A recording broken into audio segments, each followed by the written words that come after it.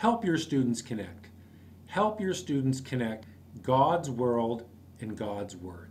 Help your students connect the stuff in their class, skills, concepts, that sort of thing, with the stuff of the Bible. I'm Michael Essenburg of Close the Gap Now, and I want to share with you 5 things you can do to move forward on helping your students connect the parts of God's world they study with God's Word.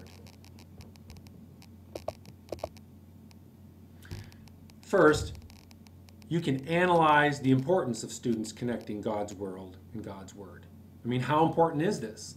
I think in Christian education, it's vital. I think it's vital to have students connecting the skills they study in PE with the concepts they study in history, for example, with what the Bible teaches. I think as they connect God's world and God's Word, they develop a Christian worldview, and I think that's one of the key things we want in Christian education.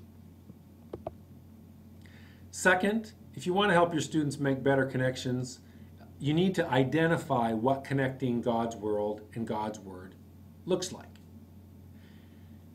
It doesn't look like just doing devotions, because that might just be about God's Word. I think devotions are important, but when kids do devotions, they're not necessarily making connections.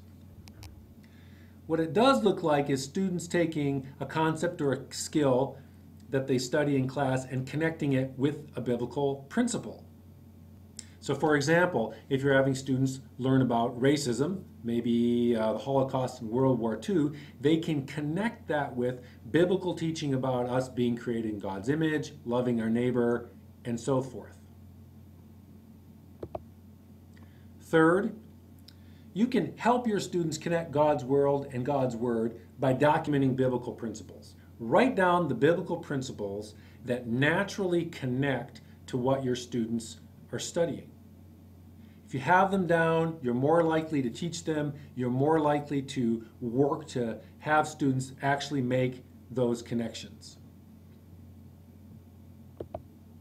4, have your students learn new things. Have your students learn new things. You really want to get your kids engaged in connecting God's world and God's Word, so make sure they learn new things. If they're not learning new things, they're going to get bored, and that's not a good idea if you want them to connect God's world and God's Word. Well, what can you have them learn that's new? You could have them learn a new biblical principle that they haven't studied before, or you could have them make new connections with biblical principles they already know and what they're studying in class.